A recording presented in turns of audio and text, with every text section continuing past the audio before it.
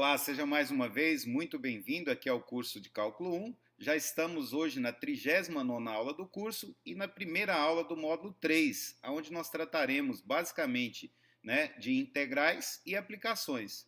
Agora, não há como falar em integral, sem antes falar em primitiva, porque como nós veremos um pouco mais à frente, esses dois conceitos estão diretamente relacionados. Então eu gravei essa aula, é uma aula breve, uma aula curta, para falar um pouquinho com vocês sobre primitivas, tá? Eu espero que vocês gostem. Vamos lá então.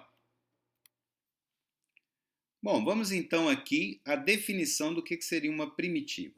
Uma função f maiúscula é denominada uma primitiva de f minúscula em um intervalo i, se a derivada de f maiúscula for igual a f minúscula para todo x em i, tá?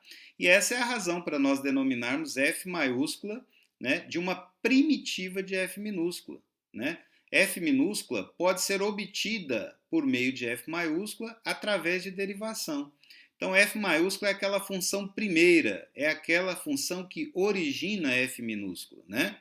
Derivando a f maiúscula, nós temos a f minúscula aí, ok? Aqui, nós temos um teorema muito importante relacionado a primitivas, e esse teorema diz o seguinte, olha, se f maiúscula é uma primitiva de f minúscula no intervalo i, então qualquer outra primitiva de f minúscula i é da forma f maiúscula mais c, sendo c constante.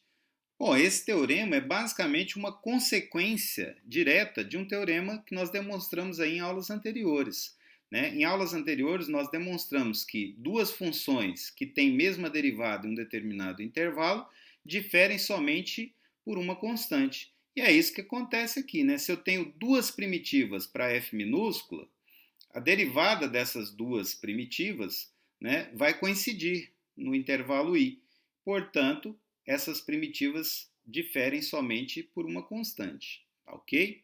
Então, esse teorema ele vai caracterizar aí todas as primitivas de uma mesma função num determinado intervalo.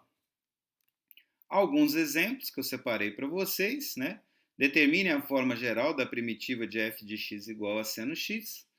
Aqui basta observar o seguinte, que a derivada em relação a x, da função menos cosseno de x vai ser menos a derivada do cosseno é menos seno, menos com menos vai dar mais, e a gente obtém seno. Então, como a derivada de menos cosseno é igual a seno, nós chegamos que a forma geral de uma primitiva aqui da função seno vai ser dada por menos o cosseno mais c, onde c pode ser qualquer constante real. Bom, mais um exemplo aqui, Determine a forma geral da primitiva de f de x igual a 1 sobre x. Nós já vimos que a derivada em relação a x de ln do módulo de x é 1 sobre x para x diferente de zero. Portanto, a forma geral aí da primitiva vai ser dada por ln do módulo de x mais c, onde c pertence aos reais. E isto por quê? Porque quando nós derivamos ln do módulo, nós obtemos 1 sobre x. Então, nós chegamos que a forma geral de uma primitiva para 1 sobre x é ln do módulo de x mais c, onde c pertence aos reais. Um último exemplo aqui para a gente encerrar essa aula, uma aula curta mesmo, só para a gente ter uma ideia aí do conceito de primitiva, que vai ser muito útil quando nós estivermos estudando lá o teorema fundamental do cálculo.